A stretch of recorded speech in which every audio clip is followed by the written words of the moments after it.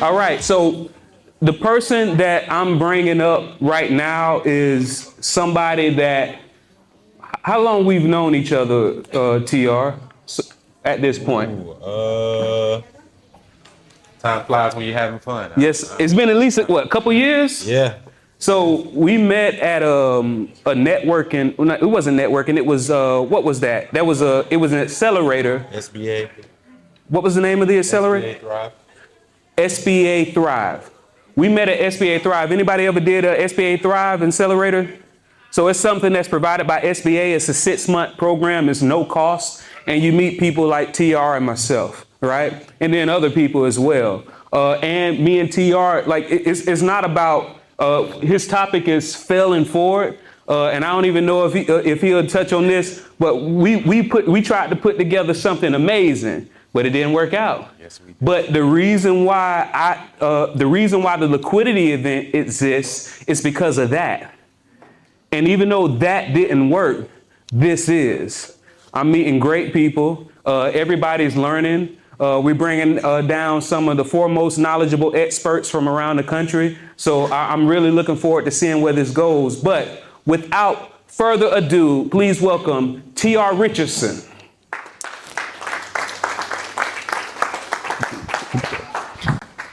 Thank you, Mr. Love. Thank you. I appreciate it. Good evening, everybody. Good evening. All right, so just like he said, my name is T.R. Richardson. I'm not going to take too much of your time tonight. I know the tacos are delicious.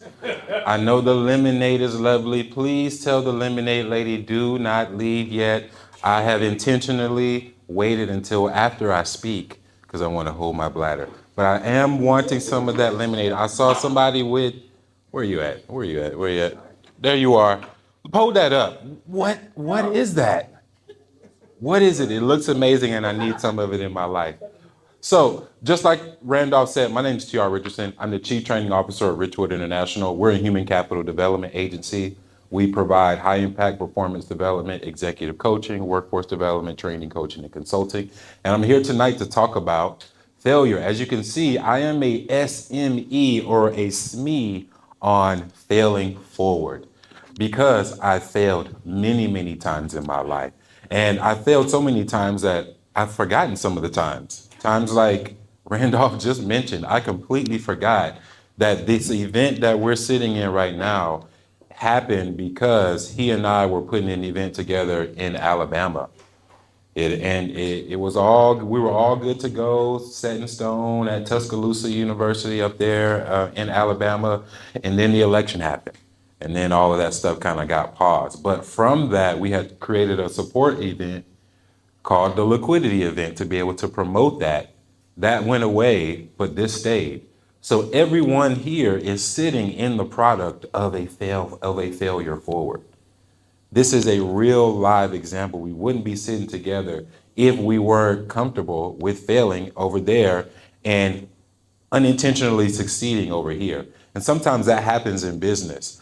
I've done that all of my life, and I wanted to be able to share some stories about that, some real world testimonies and scenarios that I've gone through, because I've got a lot of people that have been coming to me saying, oh, TR, you're so successful. You're great. You're up for this PS27 Mentor of the Year Finalist Award. You're doing all of this stuff with the SBA and the Chamber of Commerce and Beaver Street Enterprise Center and the Link and all of these different places. And I sat to myself and said, man, everyone is coming to me saying I'm such a great success, but I don't always feel like a great success. Everyone's coming to me saying, oh, I see what you're doing. I see, great job.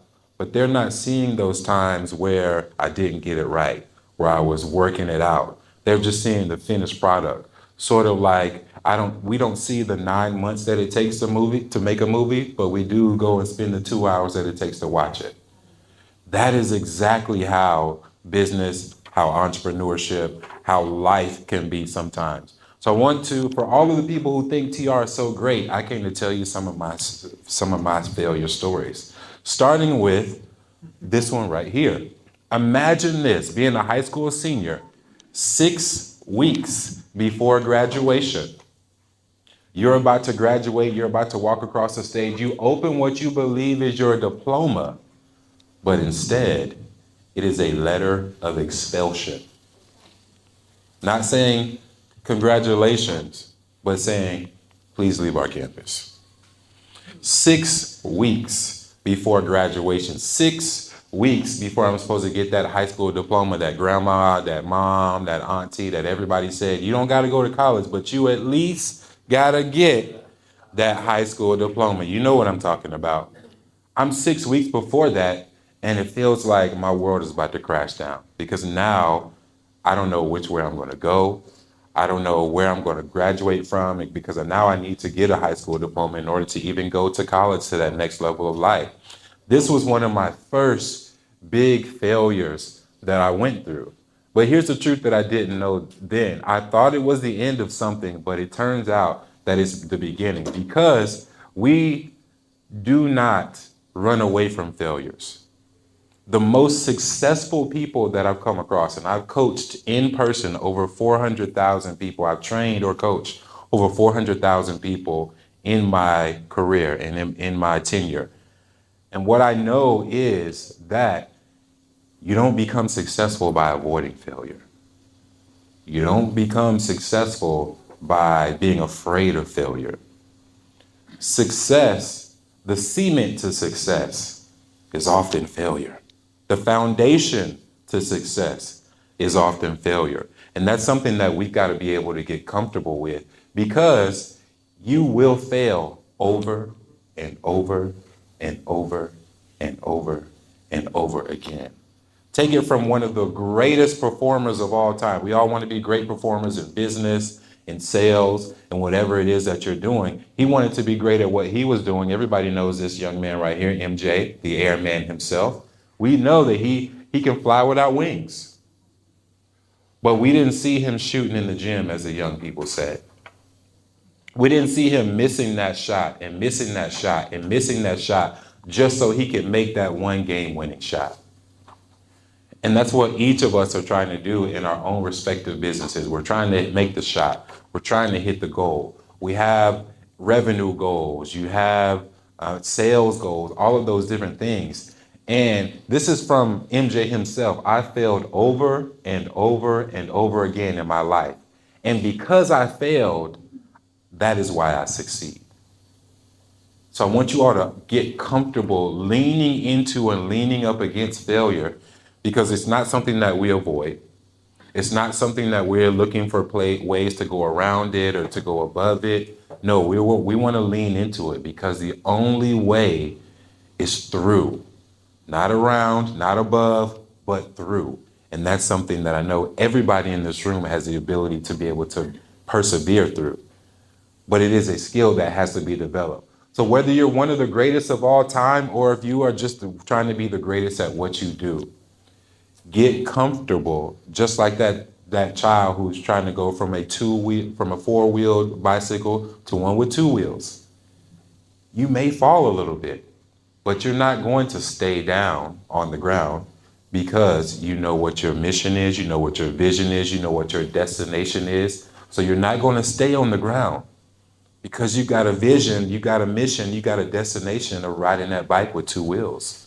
So out of all the pains, out of all the scrapes, out of all of the owls and cries and all of that, we're going to get up, get back on the bike, figure out what we didn't do right that time. Maybe I went over a curb. I'm not going to go over that curb again. I'm going to learn from my failure. And that's going to help me get better the next time so that I can ultimately succeed. And these are concepts that I want us to be able to take in business because many of us, we have paralysis by analysis because we're afraid. We talked about how this event happened because Randolph and I were doing another event out of state somewhere. That event was going to happen. They told us yes, but then the election happened and they were afraid. They were afraid. They were afraid of the unknown. They were afraid of what happens if we do something and then now our funding gets cut. What happens if we piss off the wrong person who is in control of our destiny? Fear keeps you playing small, avoiding risk, and also negating opportunities. Because when you avoid a risk, you forfeit the opportunity. And sometimes, many times, in order to be successful, you've got to take some sort of risk. If you want to own your own business, if you want to not just be that person that says, hey, I bought a business on paper. Yes, I own a business according to SunBiz. Yes, I own a business according to my taxes, according to my accountant. That's totally different from the person who's taking the risk to work for a year, save all that they have, and then leave their job to do their business full time. There's a risk in that, but there's also the opportunity for a reward. So no risk, no reward. So we don't want to fear failure. We don't want to avoid risk, because when we do, we miss growth. And I don't know if mama didn't tell you, if grandmama didn't tell you, but growth is right on the edge of uncomfortability. That's why as we were growing up, we had growing pains. It was a little bit painful in our joints, but we needed that pain in order to grow and in order to get a little bit better and a little bit stronger. So here's my question to you all. For everyone who's a little bit afraid of failure, whether you want to admit it out loud or not, what if failure wasn't the enemy, but it was actually the teacher that you've been avoiding? What if that very thing that deep down, once again, you don't have to speak on it, but you know, when you're in the mirror, when you're at home by yourself, when it's late night and you're supposed to be working, but you're doing something else, you know, if you're honest with yourself, what that thing is that you may be afraid of. Maybe it's failure. Maybe you're afraid of success. These are honest conversations that you got to be able to have with yourself on the road to getting to where you're at to be, from where you're at to where you want to be. So in my little 10 or 15 minutes that I've got left here, I want to really teach you 3 things as it relates to failure. Why is it essential that we fail in order to succeed? What's the mindset that we need when we fail to make us not afraid of it, but to embrace it?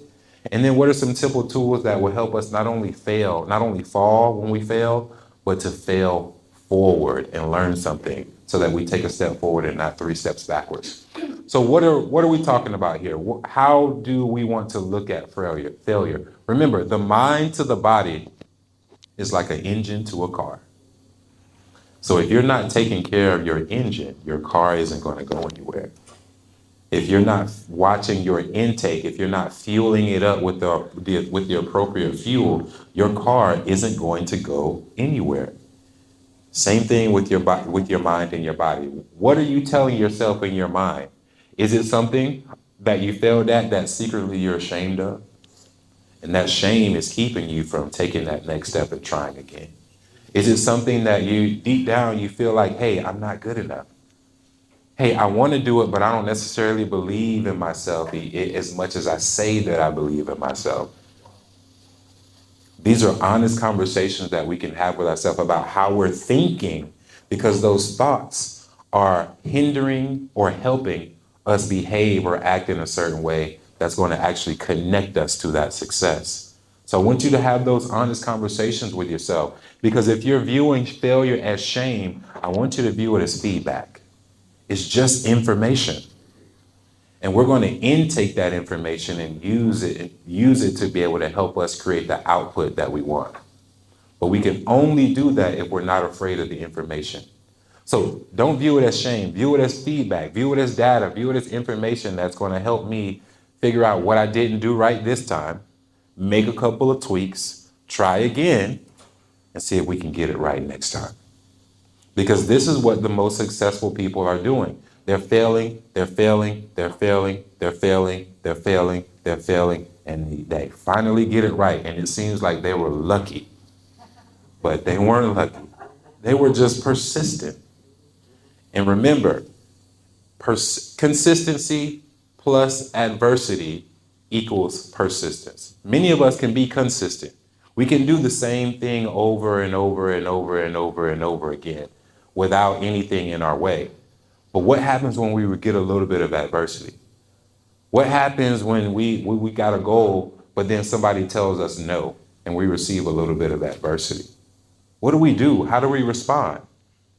Do we adjust our whole plan because now we don't believe or don't have the courage like we did in the beginning? Or is no just an acronym for next opportunity for us? Because that's how we think about it in our mind. And that's ultimately going to help us do something different and align with that in our actions. So reframe that failure in your minds so that we can do something. And one of the most prominent things that I have, it's right in our face every day. This man, no matter how you feel about him, no matter if you're red or blue, this is one of the most persistent failures that I've ever seen in my life. Think about if you took the same attitude that he took to your goals. What would you do? How would it look if you had a goal in your mind and you wouldn't take no for an answer? How would it look if you were going to find a way because you wanted to make this happen and come hell or high water, you were going to find a way to create a solution to your problem? If all of us took the opportunity to be able to overcome these obstacles, no matter if it's a bankruptcy, no matter if it's a felony, I can't tell you how many people that I grew up with that as soon as they go to prison and they get re-entered, they say, hey, my life is going to be a certain way because I'm a felon. This man has over 30 felonies. And he is sitting in the office of the President of the United States, the highest office on the planet Earth.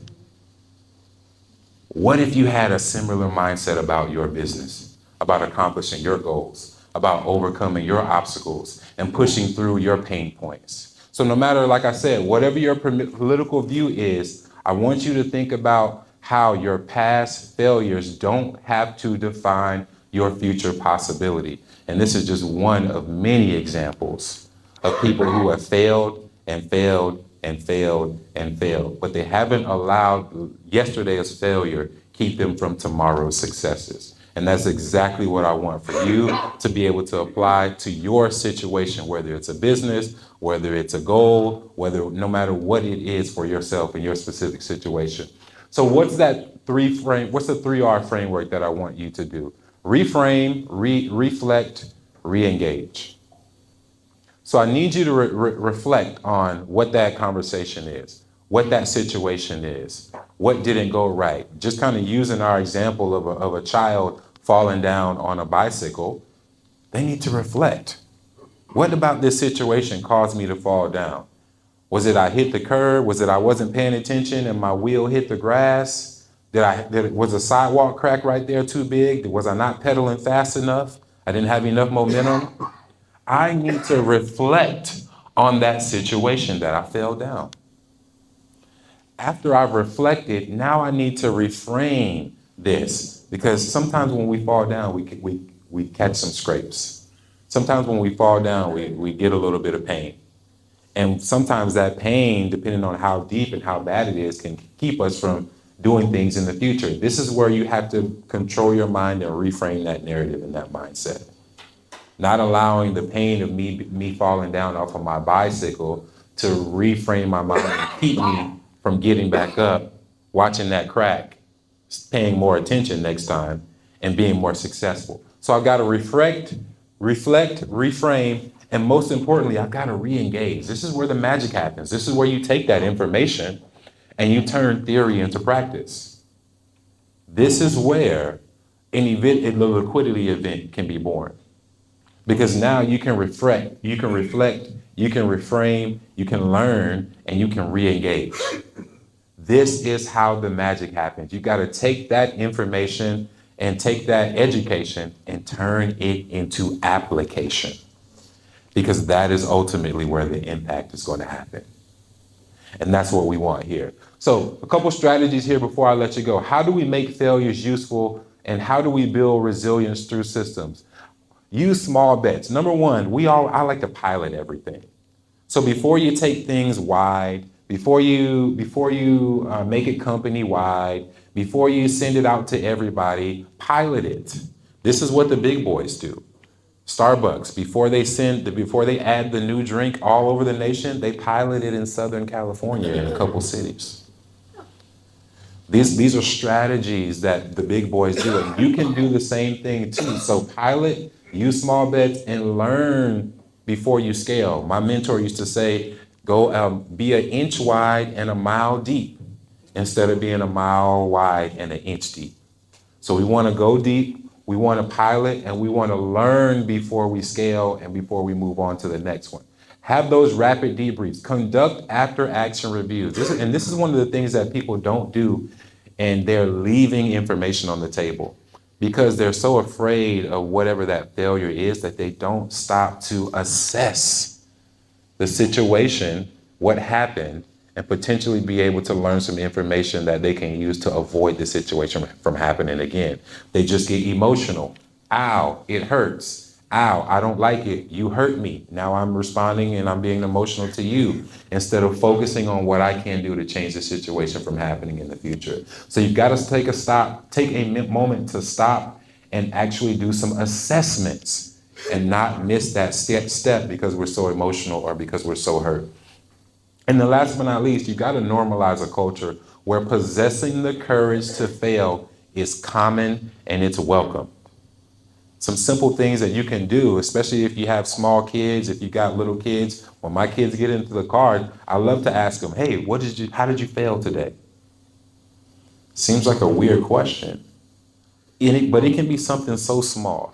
Hey, I failed at getting a 100 on my math test. Hey, I failed at remembering to ask the teacher a question before I go to lunch.